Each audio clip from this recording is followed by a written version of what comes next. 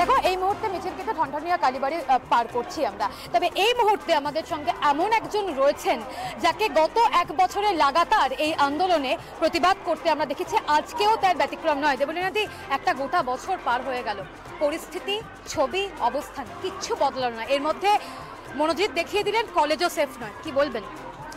সেই কারণেই তো আজকের এই মশাল মিছিল, মানে সব যদি বদলেই যেত তাহলে তো আজকের আর এই মিছিলটার দরকার হতো না।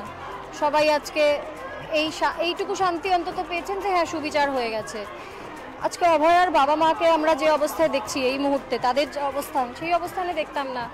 তাদের এখন বেঁচে থাকার তো একটাই কারণ, মেয়ের সুবিচার দেখা। আর কি আছে তাদের জীবনে? গত বছর যখন অষ্টমীর দিন দেখা করেছিলাম ওনাদের সঙ্গে, নিজের তাগিদেই আমরা কয়েকজন, আমার সতীর্থ 3 জন ছিলেন সঙ্গে, তখনকার কথা ভাবলে ভয়াবহ লাগে, রাতের ঘুম বন্ধ হয়ে যায়। ওনাদের কথা, ওনাদের অভিব্যক্তি, ওনাদের কান্না, আমি ভাবতেই পারছি না যে ওনাদের আজকে কী অবস্থা হচ্ছে। এই সময় অবধি মেয়েটি বেঁচে ছিল, আর কিছুক্ষণ পর গত বছর ঘটনাটা ঘটেছিল।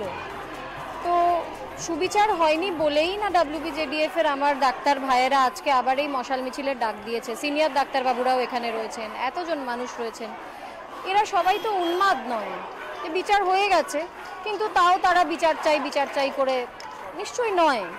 তো এইটুকু তো করতে পারি, এইটুকুই ক্ষমতা, ওদের পাশে এসে একটু দাঁড়ানো, এর বেশি কোনো ক্ষমতা নেই আমাদের, মানে আমার তো নেই আর কি। মানে আমি ওই না ক্ষমতা থাকা মানুষদের মধ্যেই পড়ি, যার কাজ চলে যাচ্ছে, প্রায় না কাজ করে রয়েছি গত বছর থেকে।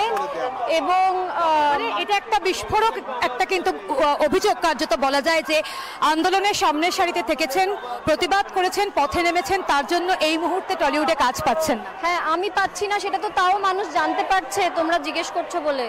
কতজন যে এখানে আমার সহযোদ্ধা রয়েছেন যারা সেই অর্থে কোটানকোট সেলিব্রিটি নন, কিন্তু তারা গত বছর শুধু গান গেয়েই উপার্জন করেন। গত বছর তারা কান্নাকাটি করে বলেছেন, দিদি একটাও শো পায়নি, কোনো উপার্জন নেই, শূন্য। নৃত্যশিল্পী জানিয়েছেন 14টা 15টা শো পরপর ক্যান্সেল হয়ে যাচ্ছে, শূন্য, কোনো উপার্জন নেই। তাদেরটা তো মানুষ জানতেই পারছেন না। আমরাই যে শুধু একা ভুক্তভোগী তা নয়, আরও মানুষ রয়েছেন। আমারটা আমি জানাতে পারছি তোমরা জিজ্ঞেস করছো বলে, তো দেয়ালে পিঠ ঠেকেছে। কিন্তু আমি যেটা বলি সেটা হচ্ছে যে সেই ভয়ে যদি বিচার চাইটা না বলি, বলা বন্ধ করে দিই, তাহলে কি কোনো ভয় নেই? তাহলেও ভয় আছে, কারণ সুরক্ষা নেই তো। আমি কিন্তু সেই ব্র্যাকেটের মধ্যে পড়ি না, আমার কোনো যে যাই বলুক তাতে আমার কিছু যায় আসে না, কিন্তু আমার মাথায় কোনো রঙেরই ছাতা নেই যে ছাতা আমাকে সুরক্ষা দেবে, সেটা নেই আর কি। সেই কারণে না থাকার জন্যই আজকে পথে নামা। অনেক ধন্যবাদ, এবং আমরা পরবর্তীকালে আবারও আপনার সাথে কথা বলবো, এবং এই মুহূর্তে মিছিলের ছবিটা একবার দেখাবো। এবং এর সাথে জুলেখা, কত বিস্ফোরক একটা উক্তি টলিউডেরই একজন শিল্পীর, যে আন্দোলন করেছেন বলে, প্রতিবাদ করেছেন বলে গত 1 বছর তার হাতে সেই অর্থে কাজ নেই। এবং তুমি দেখতে পাচ্ছ সেই আগুন আজকে অভয়া, তিলোত্তমা, যে নামে আমরা ডাকি না কেন, আমাদের সেই সহনাগরিক গত বছর এই সময়ও যিনি বেঁচে ছিলেন, এবং আর মাত্র 1 থেকে 1.5 ঘন্টা তারপরই কিন্তু তার উপর সেই নারকীয় অত্যাচার হয়েছিল। সেই নারকীয় অত্যাচার কি শুধুমাত্র সঞ্জয়ই করেছিল, নাকি সঞ্জয়ের সাথে আরও কেউ করেছিল, নাকি আরও অন্য অনেক মুখ ছিল? আমি একটুখানি মিছিলের যে শুরুর ছবি, সেই শুরুর ছবি তো আমরা লাগাতার দেখিয়েছি, একটু মিছিলটা ঠিক কতটা লম্বা, কত মানুষ আজকে এই মিছিলে পা মিলিয়েছেন, সেই ছবিটা একবার দেখবো।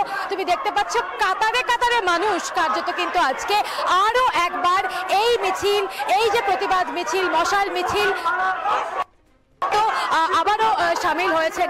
এবং প্রত্যেকেরই একটা কথা, বাংলা এত এত বীরাঙ্গনা মহিলাদের মাটি কিন্তু কখনোই ধর্ষকদের হাতে তুলে দেওয়া যাবে না। আমি স্লোগানটা শোনাবো।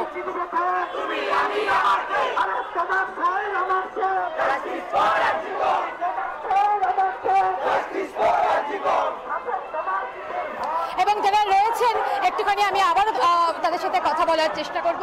একটা গোটা বছর তো পার হয়ে গেল, এখনো পর্যন্ত বিচারের দাবিতে আমাদেরকে এইভাবে রাত দখল করতে হচ্ছে, কি বলবেন? বলবো এই যে বিচার হয়নি, এবং সেই বিচার নিয়ে রাজনীতি হচ্ছে। একদিকে রাজ্য সরকার তো ধামাচাপা দিতে সাহায্য করেছে, অন্যদিকে সিবিআই থেকেও আমরা আশানুরূপ কোনো পদক্ষেপ পাইনি। একদম। এবং তুমি দেখতে পাচ্ছ পাচ্ছ প্রত্যেকের হাতে এই কেশাশিকা। নজর রাখো, বারবার কথা হবে তোমাদের সবার সঙ্গে। আপাতত ধন্যবাদ এবং সেই ছবি আমরা দর্শকদের সামনে তুলে ধরছি।